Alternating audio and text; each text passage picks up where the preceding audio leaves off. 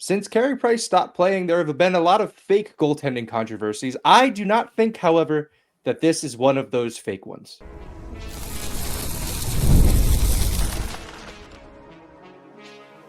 You are Locked On Canadiens, your daily podcast on the Montreal Canadiens.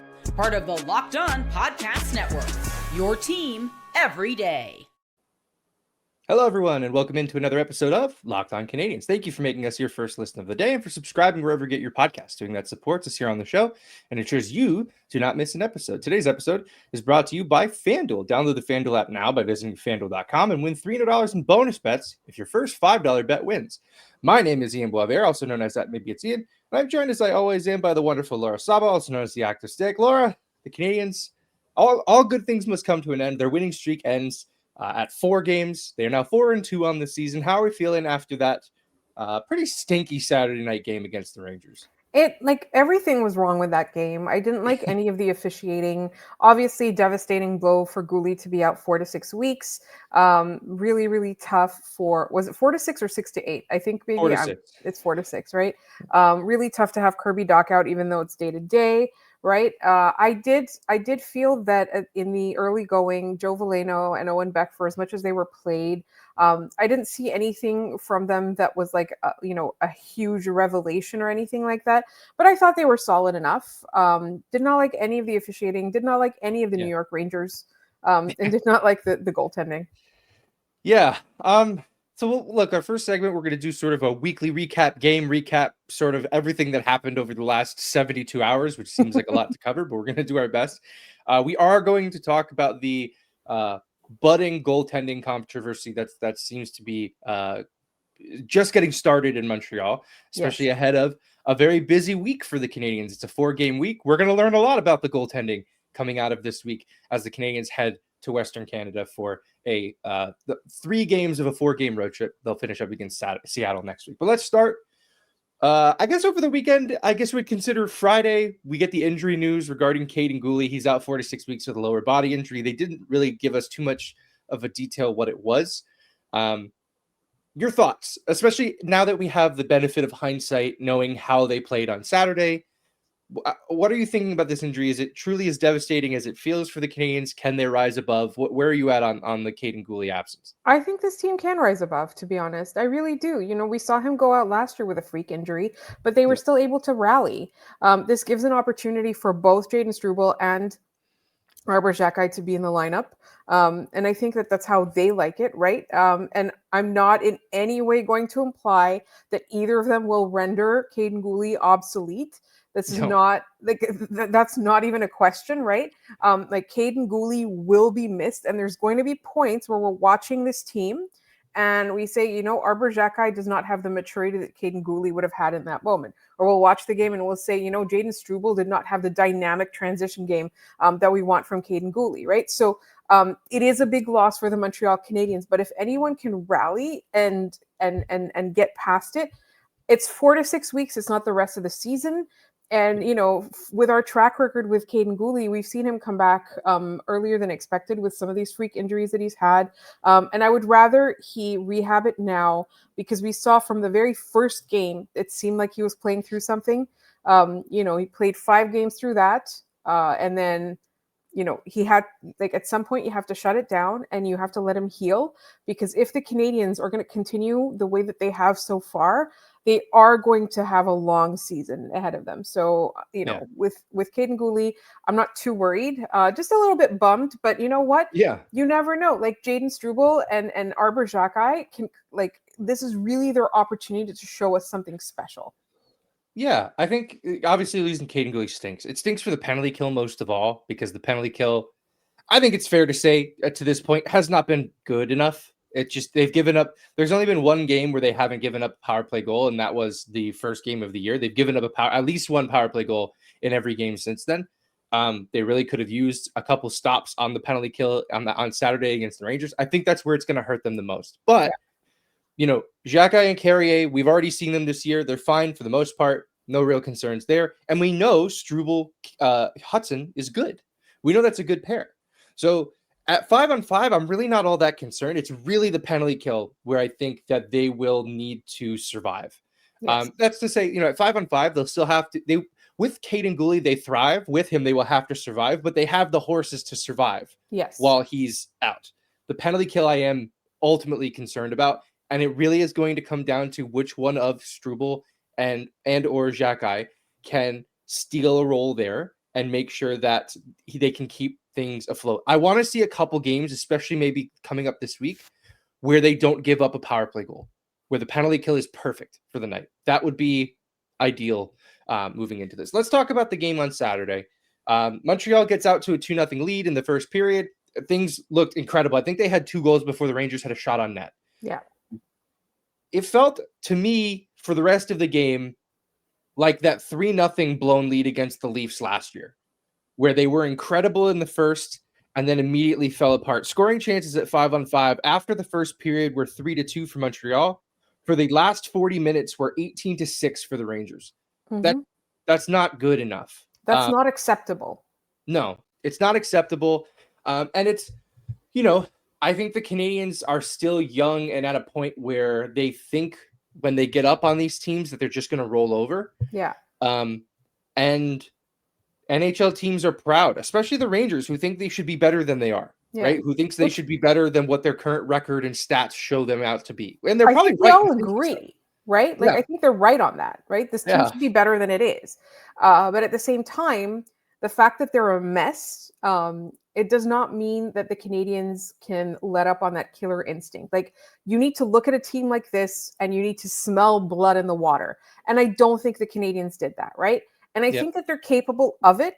They just really need to take it seriously and not for granted.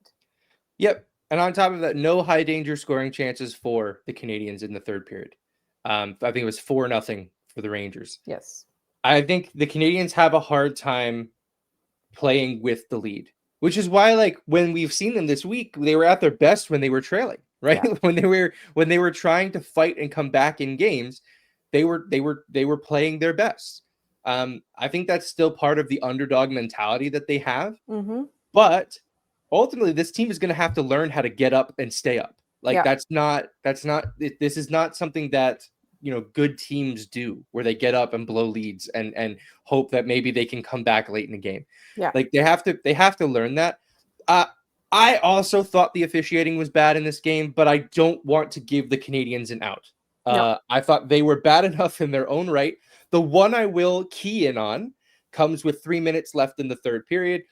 Alex Newhook goes to the front of the net. Him and Gavrikov do what happens 1,000 times in a hockey game, where they sort of just, lock horns in front of the net. And Gavrikov puts a 3-point takedown on Newhook, and both of them get roughing calls. I just didn't understand that I don't understand how you could watch that play and come to that conclusion. This is why I want refs to talk after games. Like, tell us what you saw on that play. We are going to probably disagree with it, but we leave the game not understanding what, like, I've been watching hockey for almost 20 years now, and I don't understand what got called on that play. Yeah. I understand. Like, I am in full agreement with you on that front. Like, I think just in general, officiating just needs an overhaul, right? It's not just in the Montreal Canadiens game. There was a lot, especially on a Saturday night, right? Like, when you have most, if not all, teams playing, there's a lot of noise about officiating. And not to make this about another team, but Buffalo, Florida, Brad Marchand tackles Rasmus Dahlin, throws a couple of punches into his kidneys, grabs his helmet, skates off to the penalty box, and he gets to the box and he rips all the straps off of the helmet and throws his helmet onto the ice, which there's no penalty for ripping the straps off of a helmet. Trust me, I looked, but there is an unsportsmanlike penalty for throwing equipment from the penalty bench or the player's bench onto the ice, which he did. He got 2 penalties on that play, neither of them unsportsmanlike conduct. Jonathan Quick, when there was that fight in the game on Saturday, fired a puck into the empty net, which is an unsportsmanlike penalty. It's every time a penalty, and they just decided he's allowed to do that. Like this, it's those little things that sort of just add up and lead to a fan base, not of a team, but of a sport that doesn't understand how the game is called. Yeah. With all that said, though, we have to wrap on this. Let's. This is our weekly recap segment. Yes. Montreal goes 2-1 over the course of the week. Who's your star of the week for the Montreal Canadiens? It has to be Cole Caufield. Yeah, there's no argument there, right? Clutch. Like the dude was electric. Cole Clutchfield. Yeah, he was electric. It looked like he was going to continue that on Saturday night, setting up the first goal of the game within, the first couple minutes. Didn't work out that way. But yes, Cole Caufield, undoubtedly star of the week for the Montreal Canadiens. All right, we'll leave that there. When we come back, the elephant in the room, the thing we did not talk about from that game yet, the goaltending. Should Sam Montembeault start to cede some of his starts to Jakub Dobes? We'll get into that in just a minute here on Locked On Canadiens.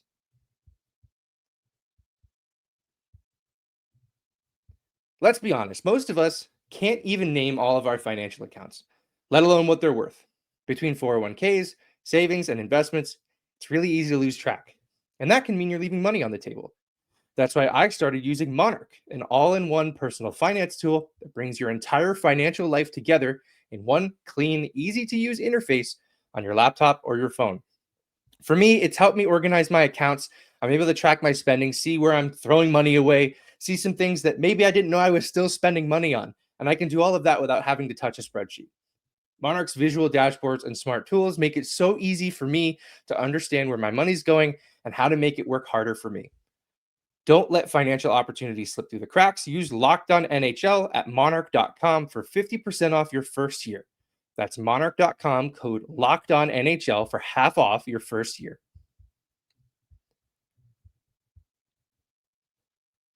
All right, we're back. And it's time to, I think for the first time in earnest, talk about a goaltending controversy in Montreal. I kind of teased it off the front end of the show here that these kind of spring up every now and then ever since Carey Price left. Like, oh, there was the 3 goalie thing in Montreal and who's the real backup and what are they doing? But like, that was just, they didn't want to lose a guy for nothing, which they ultimately didn't end up doing. Caden Primo was traded for his 7th and Jake Allen was traded for some draft picks. So masterful gambit, Kent Hughes, you did it. But I think for the first time in Sam Montembeault's career in Montreal, there are legitimate questions about whether or not he should be the starting goaltender, at least in the interim right now. Before I sort of dive into the numbers here a little bit, Laura, what is your immediate reaction to what we saw on Saturday and sort of throughout the season so far regarding Sam Montembeault and his status as the number 1 goalie in Montreal? I don't necessarily think that we should question his status. I think we should just legitimately just say that he needs to be better. Like this cannot go on, right? Like, I don't know. Like, I think we do have to, entertain the possibility that the Habs are going to have to give Dobes more starts, but somebody needs to have a sports psychology moment. He has not looked since the preseason. And in the preseason, we just thought he was phoning it in, right? Yeah, he didn't look great then, though. He's not looking good. He needs to be better. Like, it's as simple as that. I don't know if it's the pressure of the Olympics getting to him. I have no idea what's up, but he cannot play like this because, the Olympics comes once a year. The Montreal Canadiens are his day job. Yeah. And he needs to be better. And again, I'm not saying he can't be better. I'm not saying this is a hopeless case. I'm not saying he shouldn't be the starter anymore. I'm saying that Samuel Montembeault, whether he's a starter or not, needs to be better. That's it. Yeah. And I don't just interacting with folks on Blue Sky after the game, a lot of people are frustrated with Montembeault, but I saw a lot of tut-tutting about, we can't react this early to Sam Montembeault. I disagree. And I'll throw some numbers around here. Sam Montembeault has yet to face more than 25 shots in a game. That was in the first game of the season. Every game since then, he's faced 22 shots. That is a far cry from what the Canadiens were giving up last year. Like, he was having to face regularly 30 plus shots with Montreal. They were bleeding shots. They weren't generating a lot of their own, and they were spending a lot of time in their own zone. On those 91 shots, he's given up 13 goals. That's an .857 save percentage. That isn't NHL caliber goaltending. Like, I understand that Sam Montembeault is an NHL caliber goaltender. This play is not does not reflect that.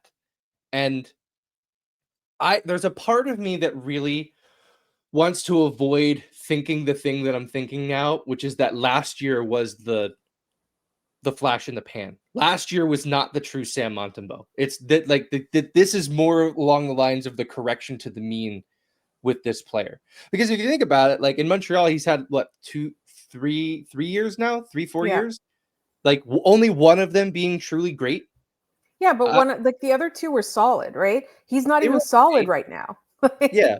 Yeah, and I think what's challenging is that the team is finally actually playing better in front of him, and he's not matching that. Montembeault, Jakub Dobes is currently 11th in the National Hockey League at goals saved above expected, a 3.2 according to Money Puck. That's very good. It means that, he is playing 3 goals better than what anyone would have hoped. Sam Montembeault is the 3rd worst goalie in the league in this stat, 3.6 goals saved above expected. Only 2 goalies are worse, Linus Ullmark and Dustin Wolf, which, take a second to think about that. Like, Dustin Wolf last year nearly won the Calder Trophy because of how great he was in Calgary. And Linus Ullmark, we know, is a number 1 goalie in Ottawa. So if you're in the camp of like, this is still too early, this is your evidence for that. Like that no chance all 3 of these guys are going to be the worst goalies in the league this year. Yeah. At any rate, that's nearly a 7-goal swing between Dobes and Montembeault. As far as I'm concerned, if you are trying to win a game by picking a starting goalie for the Montreal Canadiens, you're putting in Jakub Dobes right now. Yeah. And I don't know how Montembeault can fix this with other than just playing through it. And can the Canadiens, given the fact that they're in a situation where they're trying to win hockey games for the first time in or they're expected to win hockey games for the first time in a while, can they afford to let him do that? I think, honestly, if there's any time to do that, it's now, when you've seen a lot of other teams that are kind of in the chase for them also giving up games. I'm talking about your Ottawas, right? I'm talking about your Detroits. And when you see, like, these are the teams that the Canadiens are going to need to beat out for a playoff spot, they're also having different types of struggles of their own. So in the end, it comes out in a wash, right? Like, at the end of the season is not when you want this. And during the playoffs is not when you want this. Like, October is when you have this conversation. And I think that, sometimes it's just a matter of the team needs to sit him down and say, like, what's going on? What's wrong? Have some sessions with a goalie coach, maybe talk to a sports psychologist. It could be anything. And if it really is truly a matter that he plays better when there's more shots, I mean, with Kaiden Guhle out of the lineup, maybe the Canadiens have some help in that department. But overall, this is not ideal. And there's nothing to suggest that he can't get back to good, if not great, right? Like, last season was truly great, but the previous years were, we talked about how they needed average goaltending, but he was fine. He wasn't bad in any way. And I would argue that he was above average. Was he among the top of the league? No, but that's, a Canadiens team that is as good as we expect it to be just needs average goaltending. The problem is he's not providing that. Right. I think the challenge is last year in that goals saved above expected stat, he was one of the best, right? Like, he was, I think that's why it's so jarring what we're seeing with him. He still has a really hard time with that soft shot from far out. And I know that, I will say in that game against the Rangers, that was really the only one that I was like, come on, you need to make that save. There was a lot of ones like the Zibanejad one-timer on the power play. Who's stopping that? You're not stopping that. The Miller goal was a double deflection. It hit Lafreniere and then hit Miller and went in. Like, who is making that save? Right. But it's the one. It's the one every game that he gift wraps. It can't happen. Yeah. It's not, especially on a week where every game the Canadiens played this week was decided by 1 goal. that is your margin of error every night. They won in overtime twice and they lost by a goal against the Rangers on Saturday night, where if he doesn't give up that long range goal, I think it was the Rangers' 3rd goal, maybe we're talking about a perfect week. Maybe they go into overtime and they beat the Rangers. It's unfortunate, but that's the life of an NHL goaltender. We're going to learn this week a lot. We're going to head into our weekly forecast in a second, but a quick teaser for that. It's a 4-game week. It's a busy week. They start with Buffalo on Monday night, and then they head out west, and they have the Alberta back-to-back between Edmonton and Calgary, or Calgary and then Edmonton for what it's worth, and then in Vancouver on Saturday night. They're probably going to split these games evenly. It needs to be a good week for Sam Montembeault. Otherwise, this conversation is going to get louder. It is his job now, and only his job, to make this conversation go away. Go away. No one's going to do it for him. Exactly. All right. Well, with that, let's get into our weekly forecast in a minute. Like I said, a 4-game week for the Canadiens. They start off a Western road trip. We'll give you our thoughts on the week ahead and who we think the Montreal Canadiens' top star of the week will be at the end. And we'll get into that in just a minute here on Locked On Canadiens. This episode is brought to you by FanDuel. The NFL season is here, and FanDuel has an offer you don't want to miss. Right now, new customers can bet just $5 and get $300 in bonus bets if you win. That's right. Pick a bet, put down $5, and if it hits, you'll unlock $300 in bonus bets to use across the app.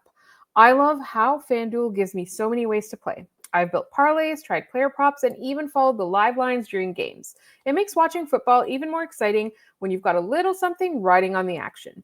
Whether you're a casual fan or love diving into the stats, FanDuel makes the game day experience so much better. So, what are you waiting for? Visit FanDuel.com to download the FanDuel app today and get started. The show is also sponsored by Farm to Fork. If you're a fan of premium locally farmed meats delivered straight to your door, I've got some exciting news. Farm to Fork makes it easy to get high-quality steaks, air-chilled chicken, wild-caught seafood, and more, all with no antibiotics, hormones, or GMOs. Plus, everything comes flash frozen and individually packaged for your convenience. All Farm to Fork meats are raised on Canadian farms, so when you order, you're supporting local producers. It's time to buy Canadian. Farm to Fork's meats are top-notch. I've had some amazing steaks that were tender, juicy, and perfectly cooked. Their chicken is air-chilled, so it's fresher and more flavorful than what you'll get in the store. The wild-caught seafood is a game-changer. Fresh, clean, and full of flavor. They're delivering all across Ontario and Western Quebec, and the best part, delivery is free with a minimum order of $199. You don't even have to leave the house to get this kind of quality.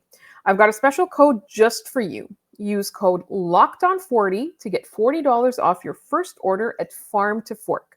Visit farmtoforkdelivery.ca to start stocking up on the best meats around.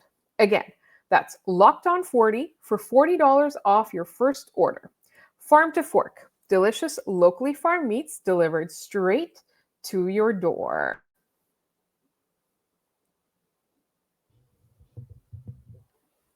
All right, we're back. Let's look at the week ahead. Busy week for the Canadiens. 4 games. The last of their 4-game homestand takes place on Monday night. Programming note, that's a 7:30 start. It's the Canadiens' first game of the year on Amazon in Canada, so adjust your sets accordingly. But 7:30 start. So if you're tuning in at 7 and you're wondering where the game is, that's where it'll be. But Buffalo, then they head into Edmonton or Alberta for Calgary and Edmonton, and then Vancouver to finish out the week. Thankfully, that Vancouver game is a 7:00 Hockey Night in Canada game, so we get a brief respite before the 10:30 start on Tuesday against Seattle. Why 10:30? I think the NHL is just gluttons for making us experience punishment. Let's start on Monday. Buffalo lost their first 3 games of the year and then have rallied off 2 pretty impressive wins. One against Ottawa and a real gong show of a game on I believe Friday evening. 8 goals, was it? 8 goals? Yeah, 8 goals. Neither goalie could stop a puck. Not a big deal. But then the Buffalo Sabres shut out the Florida Panthers at home. Are you worried about this Buffalo game as a trap game for the Canadiens? I mean, yes and no, because it's not going to be entertaining to watch as a trap game. But I personally feel that the guns the Canadiens have now are going to do a good job of it. You have to be able to believe that the Montreal Canadiens are going to beat the Buffaloes of this world if you're going to believe they're going to make the playoffs. And I have decided that I have faith. Yeah, and the Canadiens really have given us no reason to believe otherwise. They were 4-0 against the Sabres last year, including a game we were at. Part of me wonders if they throw Jakub Dobes into that game. Just seeing the schedule ahead, you know that Dobes is going to get one of the Alberta Calgary, Edmonton. He's going to get one of those games in Alberta. I know it's kind of looking ahead to the next 2, but Calgary's the first one, Edmonton's the second one. Would you rather Dobes get the Edmonton game on the second half of the back-to-back or the Calgary game on the first? Would you rather put him in against Edmonton? Yeah, absolutely. Like we saw him play amazing against, the biggest teams of the NHL last year. So there's no reason not to test him this way. Because the thing is, like, either way, they're going out west. It's always a tough schedule. It's always, and it feels like Calgary should be there for the taking. I don't want to underestimate them. I think you play your starter against Calgary, and I think you give Dobes the opportunity to prove himself against Edmonton. Now, is that what Marty's going to do? I don't think so. But that's what I personally would do in this situation. Is I'd put Dobes in for Buffalo and for Edmonton, and I would put Montembeault in for Calgary and Vancouver, because you're not going to play Montembeault on a Saturday night. Yeah, I think I think this is a great example of a principle we talk about, which is there's what we want and what we think, and what Marty wants and what Marty thinks. Yeah, I and think then what Marty does. Yeah, I think that's also another wrinkle to this. I think Sam Montembeault gets the game on Monday against Buffalo. I think he wants to give Sam a chance to come back. Montembeault, after the game, he wore that. He essentially blamed himself for the way the game went. Now, that's not fair to Sam Montembeault. I thought that was him being a leader and showing ultimate accountability, but I don't think that game was on him entirely. Yes, and I agree. And we forgot to mention that when we were talking about the goalie controversy, is that he is aware that there's a problem, right? Yeah. Montembeault is taking responsibility and taking accountability. And I think that gives us more faith in him to be able to bring this back. Yeah, because I think he knows what he's capable of, right? Yeah. We all do after last season. We know what the top of Sam Montembeault's game looks like. Mm-hmm. But I think Marty gives him a chance on Monday to break out of this. I think you go with Dobes in Calgary, and you go to Montembeault against Edmonton on Thursday. Now, that's where things get interesting, because if Montembeault has proven on Monday and Thursday that he doesn't have it, I think you go to Dobes on Saturday against Vancouver. I really think the next 3 games are going to sort of dictate where we go for a little while. I'm not going to say, the rest of the season it's Dobes' net. Nobody knows that. But I think it's gonna at least dictate the way things go. And for what it's worth, the Canadiens, against these teams did pretty well last year. A combined 7-1-2 against the teams they're going to play this week. Now, 4 of those were against the Buffalo Sabres. But, they went 0-1-1 against Calgary. They went 1-0-1 against Edmonton, and they went 2-0 against Vancouver. So 80% of the points last year that were up for grabs against these 4 teams are there. At the end of the week, what's a realistic expectation for what the Canadiens can pick up? I'm going to say 6 points out of 8. Yeah, I also think 6 points. I think scheduling them Edmonton on the second half of a back-to-back is diabolical. It's cruel. Yeah, I just I have a really hard time believing that they will be able to win that game, which is why it's important that they beat Buffalo and Calgary going into that one. Mm-hmm. I also think that Vancouver is a beatable team.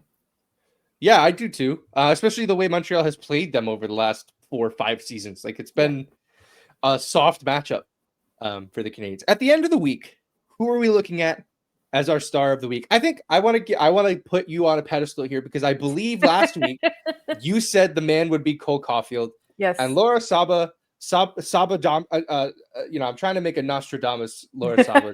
I'm going to workshop it and get back to everybody on that. But Laura Damas. Laura Damas, since you were right last week, who is it this week? Who are we looking at and going, that guy balled out? He's why we won. We got 6 of 4 or 6 of 8 or 8 of 8. I think it's Lane Hutson's week. Man, I'm feeling pretty good then, because I also wanted to say Lane Hutson. I think it's all going to flow through him, and he's going to just kick it into gear. And and then next week we're going to be like, well, we can name 5 different guys because Lane Hutson set all of them up. So it's true. Yeah. I think against the Rangers, Hutson was trying a lot. Yeah. He was trying a bunch of different stuff. It wasn't always working, which I think is what was kind of hurting the Canadiens' chances in that game. But he understands how important he is as the offensive engine from the blue line. Actually, the offensive engine from anywhere on the ice, honestly. You look up, Lane Hutson could be anywhere on that ice surface. I'll lean on the captain. I think Nick Suzuki looks at this as a chance for, the Canadian season,